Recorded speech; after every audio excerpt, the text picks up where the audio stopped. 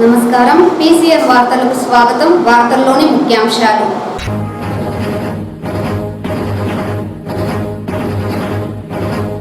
చిత్తూరు పట్టణ అభివృద్ధికి ప్రతి ఒక్కరూ సహకరించాలి. చిత్తూరు ఎమ్మెల్యే గురుజాల జగన్మోహన్.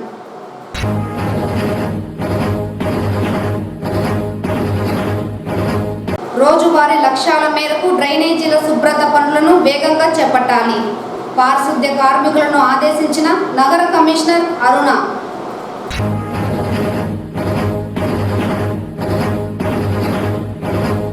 ప్లాస్టిక్ వాడకాన్ని నిషేధించి ప్రకృతి సిద్ధమైన బ్యాగులను ప్రజలు ప్రతి ఒక్కరూ వినియోగించాలి.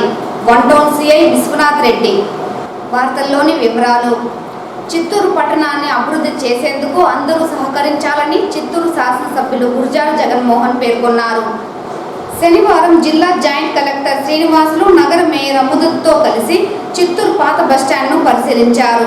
ఈ సందర్భంగా పాత బస్టాండ్లో పండ్ల వ్యాపారులతో ఎమ్మెల్యే జేసీ మాట్లాడుతూ చిత్తూరు పట్టణాన్ని అభివృద్ధి చేసేందుకు అందరూ సహకరించాలని, ప్రస్తుత పరిస్థితుల్లో పారిశుద్ధ్య లోపం కారణంగా డయేరియా తదితర వ్యాధులు ప్రబలడం జరుగుతున్నదని, వర్షం కారణంగా కాలువల్లో నీరు ప్రవహించేందుకు అవకాశం లేకుండా మురుగునీరు రోడ్లపైకి రావడం వలన చాలా ఇబ్బందులు ప్రజలు ఎదుర్కోవాల్సి వస్తోందని, దీనిని శుభ్రం చేసి ఆధునీకరణ చేయడం జరుగుతుందని, పండ్ల వ్యాపారులు కూడా రైతు బజార్ల వద్దనే విక్రయాలు చేయడం ద్వారా ప్రజలు ఒకే చోట కూరగాయలు, పండ్లు కొనుగోలు చేసేందుకు అవకాశం ఉంటుందన్నారు.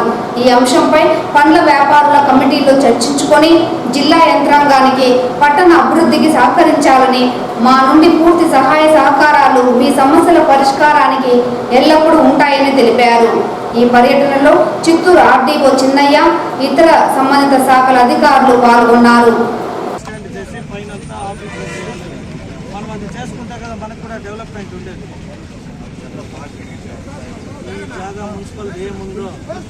డెవలప్ చేయాలి మనము. అర్థమైనా నాకేం, నేను ఓనర్ కాదు ఈ స్థలానికి.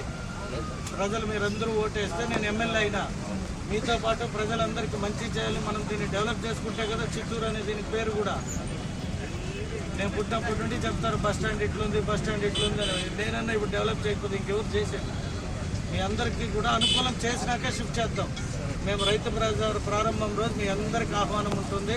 ముందుగా కూడా పోయి చూడొచ్చు ఎవరెవరికి షాప్ అలాట్మెంట్ అనేది మనం ఆడ ఫిక్స్ చేస్తాం. ఇక్కడ ఉన్న ఇల్లీగల్ షాప్స్ మీరు వెకెట్ చేసేయాలి, ఉండకూడదు. ఇది పర్పస్ ఆఫ్ బస్ స్టాండ్ అనుకున్నాం. బస్ స్టాండ్ కట్టాలి ఉన్నారు. మీకు ఇబ్బంది లేకుండా ఆల్టర్నేటివ్ ఇచ్చినాకే మిమ్మల్ని ఇప్పుడు రోడ్లో పెట్టుకోమని చెప్పలేదు. రోజువారీ లక్ష్యాల మేరకు డ్రైనేజీల శుభ్రత పనులను వేగంగా చేపట్టాలని నగర కమిషనర్ అరుణ పారిశుద్ధ్య విభాగం అధికారులకు ఆదేశాలు జారీ చేశారు. ఈ సందర్భంగా నగరంలో పూడికతీత పనులను ఆకస్మికంగా కమిషనర్ తనిఖీ చేశారు. నగరంలో మురుగునీటి కాలువల్లో పూడికతీత పనులు శరవేగంగా జరుగుతున్నాయి.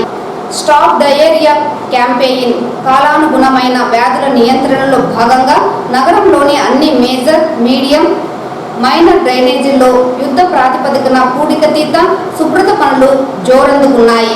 డ్రైనేజీల్లో పూడికతీత పనులను నగర కమిషనర్ అరుణ శనివారం ఆకస్మికంగా తనిఖీ చేశారు.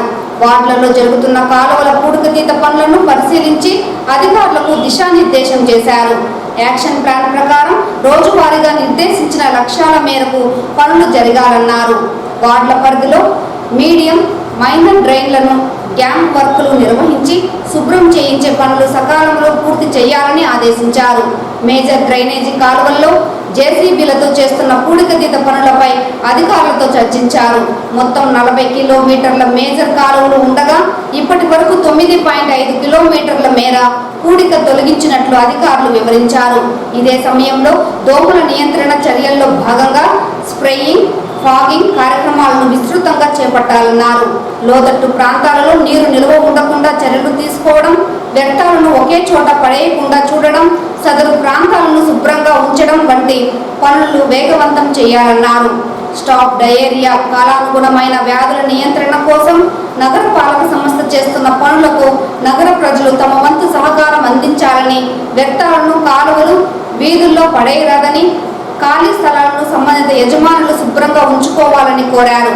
ఈ కార్యక్రమంలో ఎంహెచ్ఓ అనిల్ కుమార్ నాయక్, శానిటరీ ఇన్స్పెక్టర్లు పాల్గొన్నారు.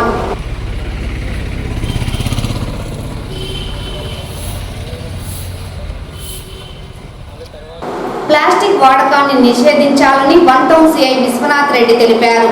శనివారం వన్ టౌన్ పోలీస్ స్టేషన్లో ఇండియన్ ఆయిల్ కార్పొరేషన్ ప్రతినిధులు స్వచ్ఛత పక్వాడ అవగాహన కార్యక్రమం నిర్వహించారు. ఇందులో భాగంగా తడి చెత్త, పొడి చెత్త వేరుగా సేకరించడానికి డస్ట్బిన్లు, జూట్ బ్యాగులు, స్టీల్ బాటిళ్లు వన్ టౌన్ పోలీస్ స్టేషన్ సిబ్బందికి అందించారు. అనంతరం రైల్వే స్టేషన్, బస్ స్టేషన్, పాఠశాలలు కూడా పంపిణీ చేశారు. ఈ సందర్భంగా సిఐ మాట్లాడుతూ ప్లాస్టిక్ వాడకాన్ని నిషేధించి ప్రకృతి సిద్ధమైన జూట్ బ్యాగులు, డస్ట్బిన్లు వాడాలని, తడి చెత్త, పొడి చెత్తను వేరు చేసి అందించాలన్నారు. ప్లాస్టిక్ వాడకం వల్ల వచ్చే వ్యాధిని నిరోధించవచ్చునని తెలిపారు. ఈ కార్యక్రమంలో IOC senior operation manager Narayana, ప్రతినిధులు, సిబ్బంది పాల్గొన్నారు. నమస్కారం. ఈరోజు మన యాదమరి ఐఓసిఎల్ కార్పొరేషన్ వారి తరపు నుంచి స్వచ్ఛత సర్వేక్షణ కార్యక్రమంలో భాగంగా ఇక్కడ సీనియర్ ఆపరేషన్ మేనేజర్ గారు నరేంద్ర వాళ్ళ స్టాఫ్తో ఈరోజు పలు విద్యా సంస్థల్లోనూ అలాగే ఇతర పలు వ్యాపార సంస్థల్లోనూ వాళ్ళు స్వచ్ఛతని ప్రమోట్ చేసే దిశగా, ప్లాస్టిక్ వాడకాన్ని తగ్గించే దిశగా అలాగే డస్ట్బిన్లు, అలాగే డొనేషన్స్తో మన జూట్ బ్యాగ్స్, అలాగే స్టీల్ వాటర్ బాటిల్స్ వాటిని పంపిణీ చేయడం జరిగింది. వీటిని వాడే క్రమంలో అంటే ప్లాస్టిక్ కవర్లు వాడకుండా నిషేధించడం కోసం, తగ్గించడం కోసం ఈ జూట్ బ్యాగ్స్ని వాళ్ళు సప్లై చేయడం జరిగింది. చాలా సంతోషం. ఇలాగా కార్పొరేషన్ నుంచి ప్రకృతిని కాపాడే దిశగా వీళ్ళు ఒక ముందడుగు వేయడం అనేది చాలా ఆహ్వానించదగిన పరిణామం. మనందరం కూడా, ప్రజలందరూ కూడా ఇవన్నీ మనం పాటిస్తూ ప్లాస్టిక్ని వీలైనంతగా తగ్గిస్తూ, నా ఒక్కడి వల్ల ఏమవుతుంది అని చాలామంది అనుకోవచ్చు. ఒక్కడి వల్ల ఏం కాదు, మనందరం కలిస్తేనే మన ప్రకృతిని, మన సమాజాన్ని కాపాడుకోగలం. రాబోయే తరాలకు ఒక మంచి ప్రకృతిని, స్వచ్ఛమైన భూమిని, నీటిని, గాలిని అందించగలము. కాబట్టి మన వంతు కూడా మనం కృషి చేస్తూ ప్లాస్టిక్ వాడకాన్ని వీలైనంతవరకు తగ్గించే దిశగా అందరూ మనం ప్రయత్నం చేయాలని చెప్పేసి మనం చేసుకుంటా ఉన్నాం. Thank you. ఇది నా పేరు జి నారాయణ. నేను సీనియర్ ఆపరేషన్ మేనేజర్గా ఐఓసిఎల్ చిత్తూరు టెర్మినల్లో పోస్టింగ్లో ఉన్నాను. మేము ఈ జూలై 1 నుంచి జూలై 15కి స్వచ్ఛతా పక్వాడా అనేది ఫోర్ట్నైట్లీ సెలబ్రేషన్ చేస్తాము. ఈ ప్రోగ్రామ్స్లోనే మేము ఇది అవేర్నెస్ ప్రోగ్రామ్, పబ్లిక్ ఇలాగా జస్ట్ అవేర్ చేయడానికి కోసం ప్లాస్టిక్ వాడకూడదు, చెత్త సెగ్రిగేట్ చేసేసి సెపరేట్గా పెట్టుకోవడానికి, అదే కాకుండా మనం యూజ్ చేసే వాటర్ కూడా కన్జర్వ్ చేయాలి, పవర్ని కూడా కన్జర్వ్ చేయాలి.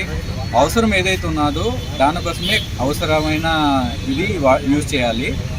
ఈ వాటికి అవేర్నెస్కి స్ప్రెడ్ చేయడానికి కోసం ఈ స్కూల్స్ కానీ, పబ్లిక్ ప్లేసెస్లో కానీ వీటికి వెళ్ళి మేము ఇదొక జస్ట్ చిన్న స్టెప్ మా సైడ్ నుంచి. మేము ఇన్ఫ్యాక్ట్ మా కాలనీ కూడా చిత్తూరులో ఉంది. దాంట్లో కూడా మేము అన్ని ఇంటిల నుంచి జనరేట్ అయ్యే ప్లాస్టిక్ మేము అక్కడ బయట చెత్తకి పంపించట్లేదు. అది మేము కాలనీలోనే పెట్టుకొని దాన్ని ఒక బ్రిక్ లాగా రెడీ చేసేసి అసలు అది బయటికే పోవట్లేదు. ఇది ఒక మా చిన్న ప్రయత్నం.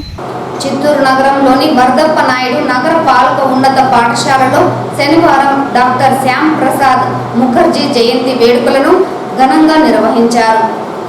ఈ కార్యక్రమంలో ముఖ్య అతిథిగా పాల్గొన్న బీజేపీ రాష్ట్ర నేత చిట్టిబాబు తొలుత ఆయన చిత్రపటానికి పూలమాలలు వేసి ఘన నివాళులర్పించారు.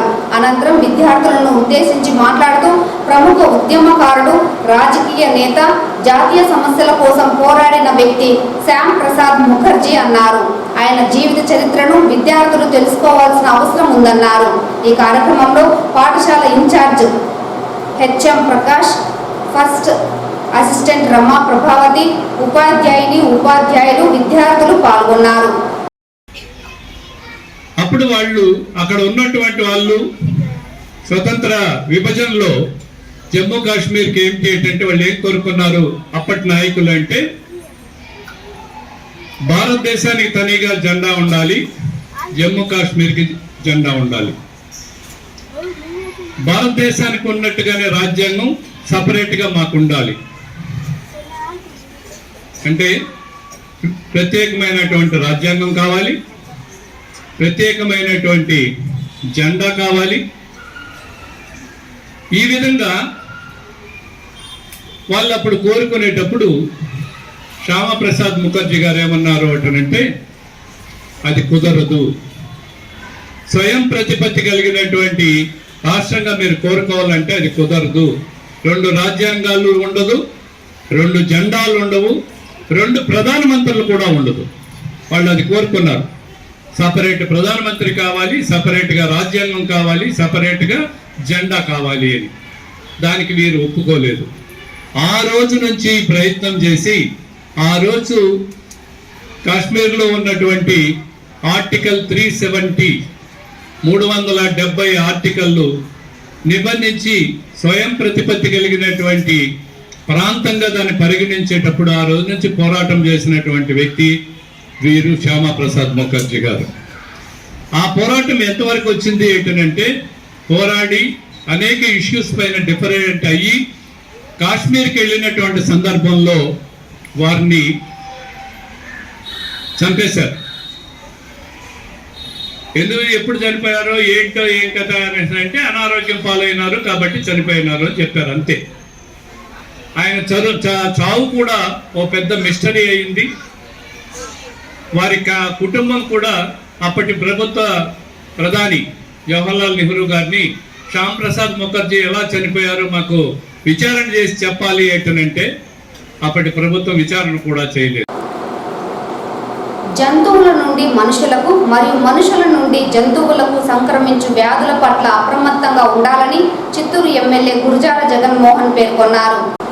శనివారం ప్రపంచ జూనోసిస్ దినోత్సవం సందర్భంగా స్థానిక పశుసంవర్ధక శాఖ బహువిధ పశు వైద్యశాల కార్యాలయ ఆవరణంలో ఏర్పాటు చేసిన కార్యక్రమంలో చిత్తూరు శాసనసభ్యులు గురజాల జగన్మోహన్, జిల్లా జాయింట్ కలెక్టర్ శ్రీనివాసులు, నగర మేయర్ అముద, పశుసంవర్ధక శాఖ సంయుక్త సంచాలకులు ప్రభాకర్ తదితరులు పాల్గొన్నారు. జూనోసిస్ దినోత్సవం సందర్భంగా పెంపుడు కుక్కలకు ఉచిత యాంటీ ర్యాబిస్ వ్యాధి టీకాలను వేయడం జరిగింది. ఈ సందర్భంగా ఎమ్మెల్యే మాట్లాడుతూ జంతువులతో మానవుని సహచర్యం ఎంతో ప్రాచీనమైనదని తెలిపారు. మనుషులు పశువుల సహచర్యంతో జూనోటిక్ వ్యాధులు సంక్రమిస్తాయని, జంతువుల నుండి మనుషులకు మరియు మనుషుల నుండి జంతువులకు సంక్రమించు వ్యాధులను 280 వరకు గుర్తించబడ్డాయని తెలిపారు. ఇందులో భాగంగానే జిల్లాకు 18,500 డోసుల ఏఆర్వి వ్యాక్సిన్ సరఫరా చేయడం జరిగిందని, ఈ వ్యాక్సిన్ను జిల్లాలో అన్ని వెటర్నరీ ఆసుపత్రులలో, రైతు సేవా కేంద్రాలలో అందుబాటులో ఉంటూ ఉచితంగా కుక్కలకు వేయడం జరుగుతుందని తెలిపారు. ప్రపంచ జూనోసిస్ దినోత్సవం సందర్భంగా చిత్తూరు పట్టణంలో పెంపుడు కుక్కలు, వీధి కుక్కల ద్వారా ప్రజలకు ఎటువంటి హాని జరగకూడదని ఒక ప్రత్యేక డ్రైవ్ ఏర్పాటు చేసి దాదాపు 1,500 కుక్కలకు పశుసంవర్ధక శాఖ ఆధ్వర్యంలో వ్యాక్సిన్ ఇచ్చే కార్యక్రమం చేపట్టడం జరిగిందన్నారు. ఈ వ్యాక్సిన్లు కుక్కలకు ఇవ్వడం ద్వారా అవి మనుషులను కరిచినప్పుడు వాటి వలన వచ్చే సంక్రమిత వ్యాధుల నుండి మనుషులను కాపాడవచ్చునని తెలిపారు. పశుసంవర్ధక శాఖ సంయుక్త సంచాలకులు మాట్లాడుతూ లూయిస్ పాస్చర్ అను శాస్త్రవేత్త మొదటిసారిగా 1885 జూలై 6న పిచ్చుకుక్క కాటుకు గురైన బాలునికి వ్యాధి రాకుండా వ్యాధి నిరోధక టీకా మందు విజయవంతంగా ఇచ్చినందుకు ప్రపంచ జూనోసిస్ దినోత్సవం జరుపుకోవడం జరుగుతోందన్నారు.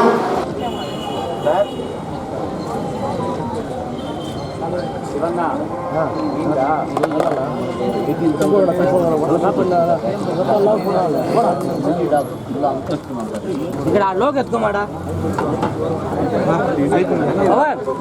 బ్యాగ్ లోకి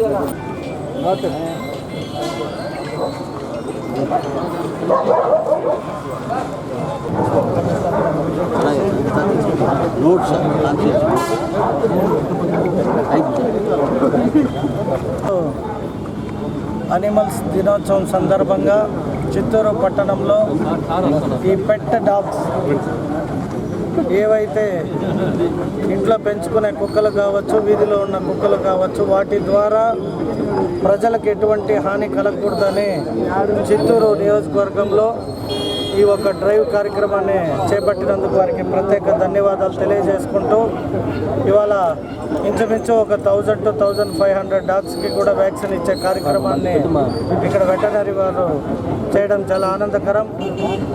పెట్ డాగ్ ద్వారా హ్యూమన్ బాడీకి ఏదైనా అంటే కొరికినప్పుడు కావచ్చు, లేదా వాటి వల్ల కలిగే ఏ జబ్బు కూడా హ్యూమన్ ఆర్గాన్స్కి దెబ్బతినకూడదనే ఒక మంచి కార్యక్రమాన్ని చిత్తూరు జిల్లాలో ప్లస్ చిత్తూరు నియోజకవర్గంలో చేపట్టినందుకు వారికి కూడా ప్రత్యేక ధన్యవాదాలు తెలియజేసుకుంటున్నాను. Thank you. వైఎస్ఆర్ కాంగ్రెస్ పార్టీలోనే కొనసాగుతున్న తమను వ్యక్తిగత కక్షతో పార్టీ నుండి సస్పెండ్ చేయడం శోచనీయమని 36వ డివిజన్ 19వ డివిజన్ కార్పొరేటర్లు కుట్టి రాయల్, హుసేన్ హలీషా ఆరోపించారు. శనివారం చిత్తూరు ప్రెస్ క్లబ్లో మీడియాతో మాట్లాడుతూ సాధారణ ఎన్నికల అనంతరం చిత్తూరులో రాజకీయ పరిణామాలు మారాయని తెలిపారు. ఈ నేపథ్యంలో 22 మంది కార్పొరేటర్లు తెలుగుదేశం పార్టీ తీర్థం పుచ్చుకున్నారని, అయితే చిత్తూరు నియోజకవర్గ ఇన్ఛార్జ్ ఎంసీ విజయానందరెడ్డి 24 మంది కార్పొరేటర్లు తెలుగుదేశం పార్టీ తీర్థం పుచ్చుకున్నట్లు వారిని సస్పెండ్ చేయాలని అధిష్టానానికి రిపోర్ట్ ఇచ్చారన్నారు. ఈ 24 మందిలో 19వ డివిజన్ 36వ డివిజన్ కార్పొరేటర్లైన కుట్టి రాయల్ కానీ హుస్సేన్ ఆలీషా గాని తెలుగుదేశం పార్టీ తీర్థం పుచ్చుకోలేదని ఈ విషయం అధిష్టానానికి తెలియజేశామని తెలిపారు. అయితే నియోజకవర్గ ఇన్ఛార్జ్ చెప్పిన విధంగా తమని సస్పెండ్ చేయడం అన్యాయమన్నారు. తాము ఎప్పటికీ వైఎస్ఆర్ కాంగ్రెస్ పార్టీలోనే కొనసాగుతామని స్పష్టం చేశారు.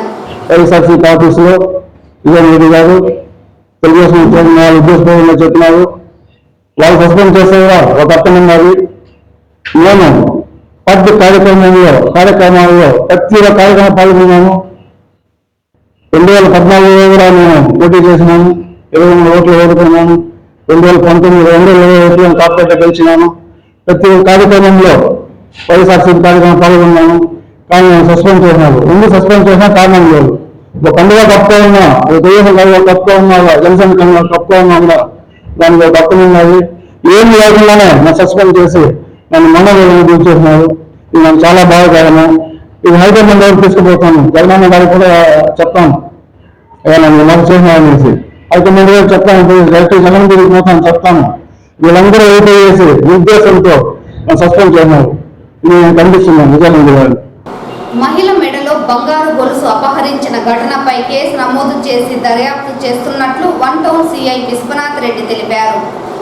ఈ సందర్భంగా ఆయన మీడియాకు వెల్లడిస్తూ కొంగారెడ్డిపల్లిలో నివాసం ఉంటున్న శ్రీదేవి అనే మహిళ శుక్రవారం రాత్రి 8 గంటలకు టైలర్ షాపుకు వెళ్లి వస్తూ ఉండగా మెయిన్ రోడ్లో 2 గుర్తు తెలియని వ్యక్తులు బైక్లో వచ్చి ఆమె మెడలోని సుమారు 97,500 విలువ చేసే 25 గ్రాముల బంగారు గొలుసును అపహరించారన్నారు.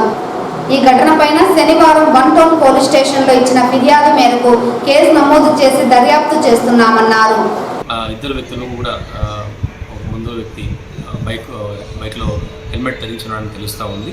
దానికోసం మీద శ్రీదేవి గారి దగ్గర నుంచి కంప్లైంట్ తీసుకొని కేసు నమోదు చేసి దర్యాప్తు చేస్తున్నాం. దర్యాప్తులో భాగంగా అక్కడ బీవీ రెడ్డి కాలనీ అనే ఇతర ప్రాంతాల్లో ఉన్న సీసీ ఫుటేజ్ కూడా వెరిఫై చేస్తూ ఉన్నాం. ఈ సందర్భంగా అందరికీ మనవి చేసేది ఉంటే వాకింగ్ కానీ లేకపోతే నడిచి వెళ్తున్న మహిళలు ఎవరైనా కూడా కొద్దిగా ఎవరైనా బైక్లో అనుమానాస్పదంగా కనబడి వాళ్ళు మీ దగ్గరికి వచ్చే క్రమంలో కొద్దిగా జాగ్రత్తగా ఉండాలని, ఈ చైన్ అపహరించే దొంగలు అక్కడక్కడ ఉన్నారు కాబట్టి వారి గురించి జాగ్రత్తగా ఉండాలని మనవి చేస్తూ ఉన్నాము. అలాగే ఈ వ్యాపార సంస్థలు కానీ అపార్ట్మెంట్స్ కానీ అలాగే ఇతర ఒంటరిగా టౌన్కి దూరంగా ఉంటున్న ఇల్లు కానీ అలాగే ఐసోలేటెడ్ ప్లేసెస్లో కానీ లేదా ఈ ఖరీదైన విల్లాస్లో నివాసం ఉంటున్న వాళ్ళందరికీ కూడా మనవి చేసేది ఏమంటే మీరందరూ కూడా ఈ సేఫ్టీలో భాగంగా సీసీ కెమెరాస్ ఇప్పుడు అన్నీ కూడా తక్కువ ధరలోనే ఈవెన్ 5,000 రూపాయలు అలాగే 3,000 రూపాయలు కూడా మంచి కెమెరాస్ కూడా లభిస్తూ ఉన్నాయి. కాబట్టి సీసీ కెమెరాస్ వీలైనంత వరకు మీ నివాసాలు మీ వ్యాపార సంస్థల్లో భాగంగా ఏర్పాటు చేసుకుంటే అవి చాలా సెక్యూర్డ్గా ఉంటుంది. ఒక కెమెరా 50 మంది పోలీసులు చేసే పని ఒక కెమెరా చేస్తుందంటారు. కాబట్టి ఈ సీసీ కెమెరాలు అమర్చుకోవడం వల్ల సెక్యూరిటీకి ఉపయోగపడుతుంది. అలాగే దర్యాప్తులోనూ అవి మాకు సహకరించి దోషులు పట్టుకోవడానికి వీలుగా ఉంటుందని చెప్పేసి మనవి చేస్తూ ఉన్నాము. కాబట్టి వీలైనంత వరకు కూడా ఎవరైనా సీసీ కెమెరాలు ఏర్పాటు చేసుకోవాలని మనం చేసుకుంటాం.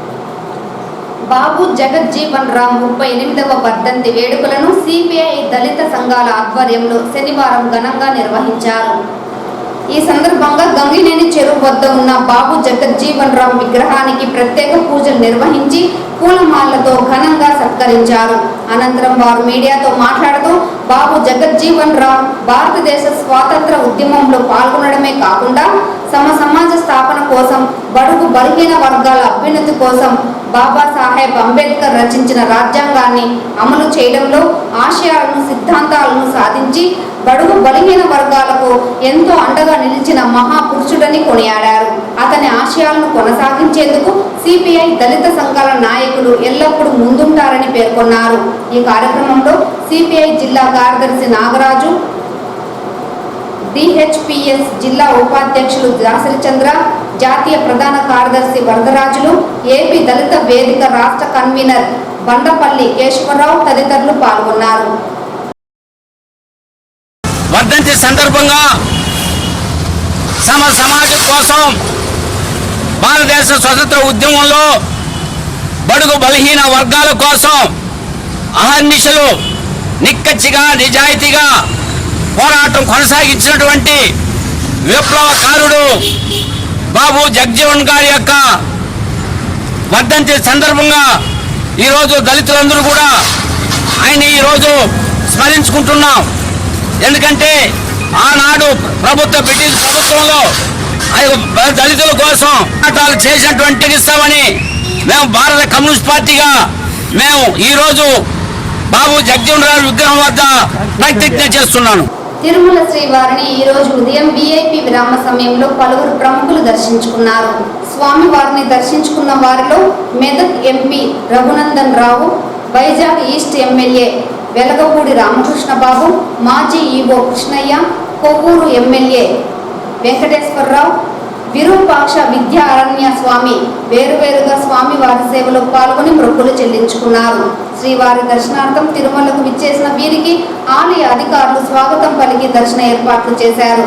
అనంతరం రంగనాథ మండపంలో వేద పండితులు వేద ఆశీర్వచనం చేసి స్వామివారి తీర్థ ప్రసాదాలను అందజేశారు.